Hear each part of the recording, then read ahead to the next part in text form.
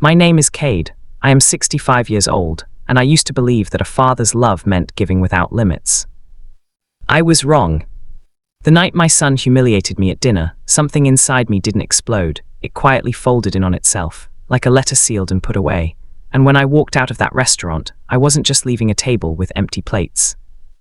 I was leaving behind a version of myself. The restaurant was warm with golden light, the kind that makes wine glasses sparkle and hides the cracks in tired faces. I had chosen it carefully. It was elegant but not flashy, classy, respectable. I arrived 10 minutes early. At my age, punctuality becomes a habit. When you've spent your life showing up for others, you learn to show up on time. Daniel and his wife Melissa were already seated. She wore a silk blouse and confidence like perfume. Daniel had on a tailored suit I recognized. I had bought it for him when he signed his first office lease. "Dad," he said, standing halfway, offering a brief hug. "You look nice tonight, Kade," Melissa added. "Kade? Not Dad. Not even Mr. Thompson. Just Kade." I told myself not to be sensitive. For 3 years, I had quietly funded Daniel's business, $3,000 a month, sometimes more when emergencies came up. "Just until we stabilize," he would say. And I believed him, because when your son looks at you with hope in his eyes, you don't see risk. You see the boy who once ran into your arms after scraping his knee.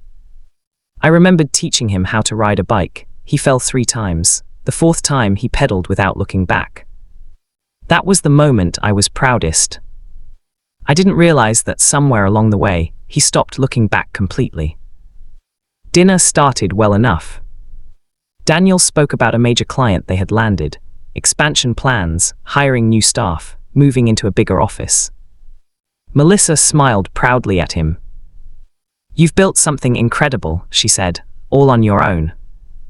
I waited.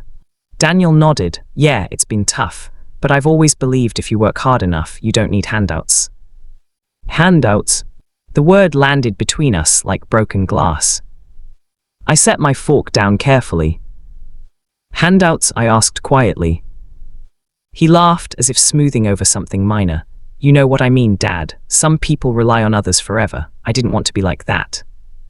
Melissa leaned back in her chair. Independence is important, especially for a man.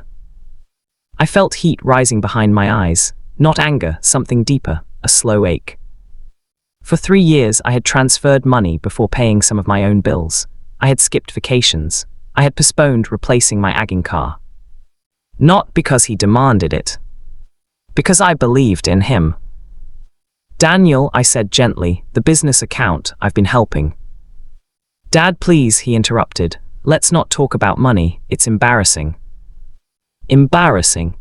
I looked at my son, really looked at him. And for the first time, I saw not a man I had raised, but a man trying to impress someone else. The waiter arrived with dessert menus. "Actually, we're good," Daniel said casually. "Dad's paying." There it was. A joke. A truth. A transaction. "Yes," I said calmly, "I am paying." And I meant more than just the bill. That night, my house felt unusually quiet. I sat at the kitchen table, where Daniel had once done his homework. The wood still had faint scratch marks from when he carved his initials into it at 13. I opened my laptop. The automatic transfer was scheduled for midnight. $3,000. My cursor hovered over the screen. I heard his voice again. "I don't need handouts." Very well. At 11:59 p.m., I cancelled the payment. I didn't slam the laptop shut. I didn't cry. I just sat there in silence, listening to the hum of the refrigerator and the sound of my own breathing. For the first time in years, I wasn't someone's safety net. I was just Kade. 2 weeks later, the call came. "Dad," Daniel said, tension sharp in his tone, "did something happen with the transfer?" "Yes," I replied evenly, "it stopped."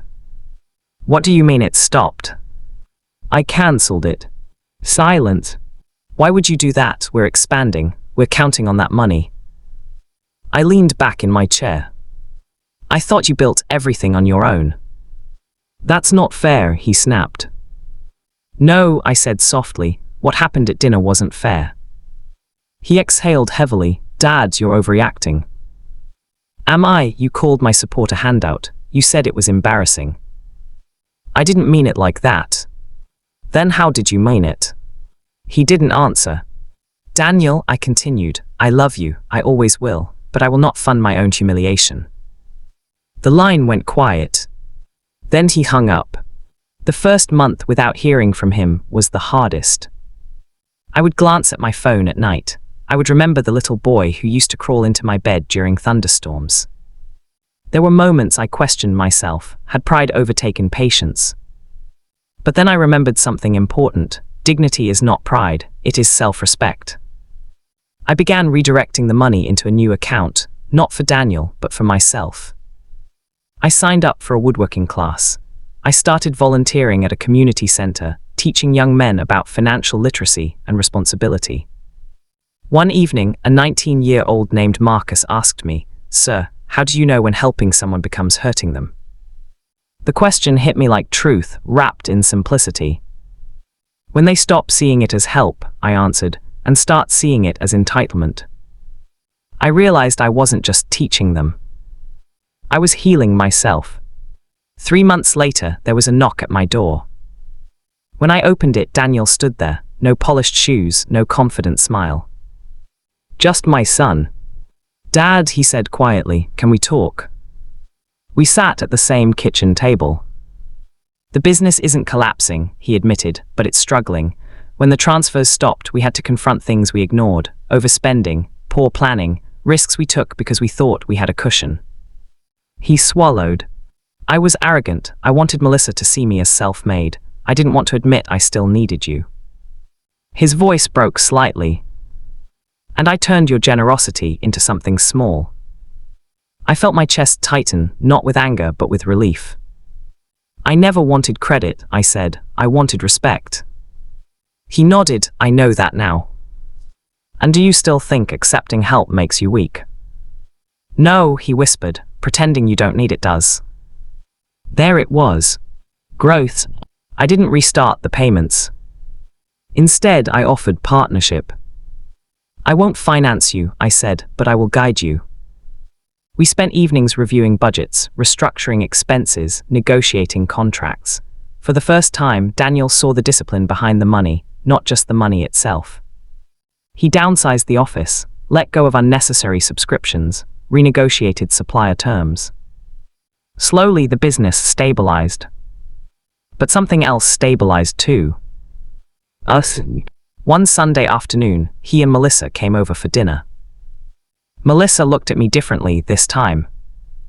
"I owe you an apology," she said quietly. "I didn't understand the full picture." I nodded. Independence and gratitude can coexist. Daniel handed me an envelope. Inside was a check. "For 1 month," he said. "It's not repayment, it's acknowledgement." I looked at him and felt something stronger than pride. Peace. I didn't deposit the check. I framed it. Not because I needed the money, but because it reminded me of the moment my son became a man. Today I am still Kade, 65 years old.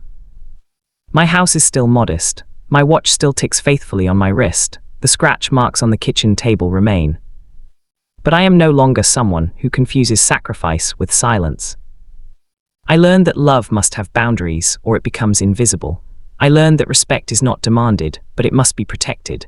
And I learned that sometimes the greatest act of love is stepping back so someone can finally stand on their own. That night at dinner, my son tried to shrink me. Instead, I grew. And when I cancelled the payment, I didn't lose my son. I found my self-worth.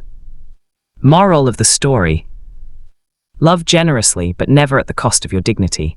True support empowers others to stand tall, not to stand on you.